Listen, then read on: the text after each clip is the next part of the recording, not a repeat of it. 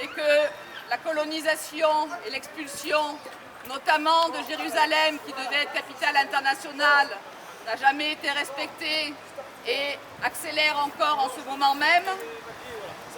Et je vous lis le communiqué de l'association France-Palestine Solidarité, qui demande notamment comme message principal au chef de notre gouvernement de rectifier son message et sa position au plus vite. L'agression israélienne contre la population palestinienne de Gaza est d'une violence inouïe. La Croix-Rouge internationale évoque une intensité jamais vue. 42 personnes ont été tuées dans la seule journée de lundi. Les bombardements se sont poursuivis toute la nuit. Depuis le 10 mai, plus de 200 Palestiniens ont été tués, dont au moins 58 enfants et plus de 1200 blessés. Tous les témoignages concordent. Les bombes sont d'une puissance inégalée et les bombardements continuels n'épargnent aucun secteur de la bande de Gaza. Dès le début, ce sont les plus grands immeubles d'habitation de la ville qui ont été détruits. Les infrastructures, les routes sont systématiquement visées, particulièrement autour des hôpitaux, pour rendre leur accès impossible. Des centres de santé, des centres culturels ont été volontairement visés. L'immeuble des médias internationaux, dont l'agence américaine Associated Press, a été ciblé et détruit. Ce qui a enfin, je ne sais pas si comme moi vous l'avez entendu le soir aux infos, mais ils ont tout d'un coup trouvé que c'était insupportable. Les gens qui meurent, c'est pas grave. L'organe de presse soit détruit, là oui, ça réagit. La population terrorisée n'a aucun endroit pour s'abriter. Les habitants sont allés se réfugier dans les écoles de l'UNRWA, vous savez, c'est l'ONU en Palestine, dans une promiscuité totale, alors que l'épidémie de Covid-19 fait encore rage.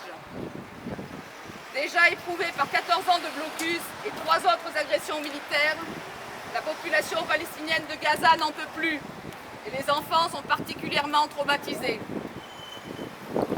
Ce sont des crimes de guerre qui visent à terroriser toute une population et lui rendre durablement la vie impossible. Ce qui est entrepris depuis très longtemps, puisque, pour vous faire profiter de mon expérience personnelle, je suis allée pendant 5 ans en Palestine travailler avec des professeurs de PS palestiniens. On avait des échanges professionnels et c'est impressionnant à quel point tout ce qui est fait est vraiment fait pour que la vie ne soit pas supportable. Ils leur jettent des ordures dessus, ils cassent les égouts, ils empêchent les communications, ils les font poireauter des heures au checkpoint, enfin tout. Tout est fait pour que la vie soit insupportable et qu'ils abandonnent le terrain, bien sûr, en disant qu'il n'y avait pas de peuple avant et qu'il n'y en a plus maintenant. Toutes les initiatives pacifiques de la société civile de Gaza, et notamment les marches du retour de 2018-2019, ont été ignorées et noyées dans le sang. Cette population palestinienne de la bande de Gaza, profondément inventive et humaine, malgré ce qu'elle subit, l'État d'Israël choisit de la déshumaniser.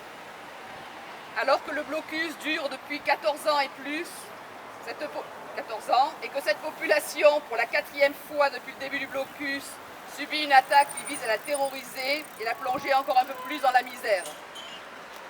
Notre responsabilité en tant que Français, face à ces crimes d'une ampleur inégalée, est que les déclarations de la France sont révoltantes. Le ministre de l'Europe et des Affaires étrangères, prompt à condamner les envois de roquettes par les groupes armés de la bande de Gaza, n'a pas eu un mot pour condamner cette nouvelle agression israélienne contre la population palestinienne de Gaza. Quant aux déclarations du président de la République, elles sont absolument scandaleuses. Dans un communiqué publié le 14 mai, il a rappelé son attachement indéfectible à la sécurité d'Israël et à son droit à se défendre dans le respect du droit international. Comment peut-on parler du droit à se défendre pour un agresseur ? Il n'y aurait que les Palestiniens qui n'auraient pas le droit de se défendre. Dans le vocabulaire israélien, le droit à se défendre a une signification très claire. C'est un permis de tuer. On ne compte plus le nombre de résolutions de l'ONU qui attendent d'être appliquées. Ça fait maintenant 73 ans, puisque déjà les accords de 67 ont été remis en cause par la guerre des 6 jours, et jamais Israël n'a respecté aucune des déclarations de l'ONU.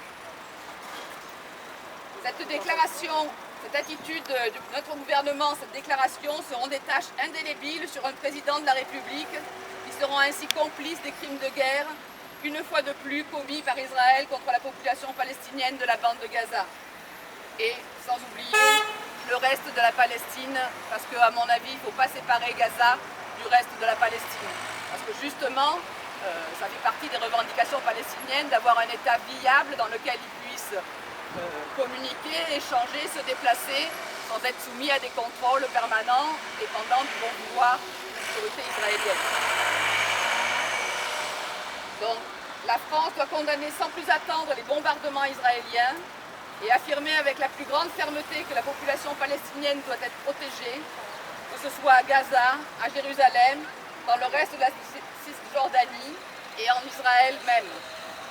Vous savez que, par contre, il y a une forme d'espoir puisque le mardi, hier, une grève générale a été appelée dans tous les territoires occupés et que, pour une fois, c'était un mot d'ordre qui a eu un vif succès et qui a enfin rassemblé les différentes populations écartelées entre Gaza, la Cisjordanie et les différents les Arabes d'Israël, etc. Donc il y a eu là de nouveau un front commun et des revendications communes.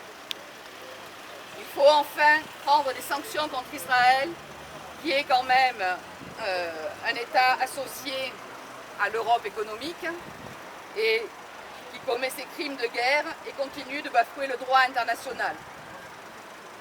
Ils ont annoncé quand même le bombardement des écoles au prétexte que le Hamas s'en servirait pour se cacher derrière les enfants. Donc ils n'ont pas peur de bombarder les écoles. Donc ce que je vous appelle à faire, c'est à utiliser tous les moyens que vous pouvez inventer, bien sûr. Il y a une pétition en ligne, il y a un petit papier qui a circulé, dessus il y a le lien pour demander au chef de l'État de modifier sa déclaration et d'appeler à la défense des populations. Il y a également une collecte qui est actuellement en cours pour Gaza, pour les hôpitaux. Ils avaient lancé déjà avant un truc pour l'hôpital de Gaza pour les aider à s'équiper. Mais là, au vu des destructions, elle est relancée, elle est continuée. Donc vous pouvez aller sur Internet, vous avez le lien sur le petit papier qui circule. Et puis, pour être tenu au courant de façon régulière des informations, vous avez en bas de ce petit papier aussi mon adresse personnelle. Et si vous m'envoyez un mail, je vous mettrai sur la liste de diffusion afin d'avoir les infos régulièrement. Voilà. Merci à tous d'être venus. Je ne sais pas si vous avez des questions, si quelqu'un d'autre veut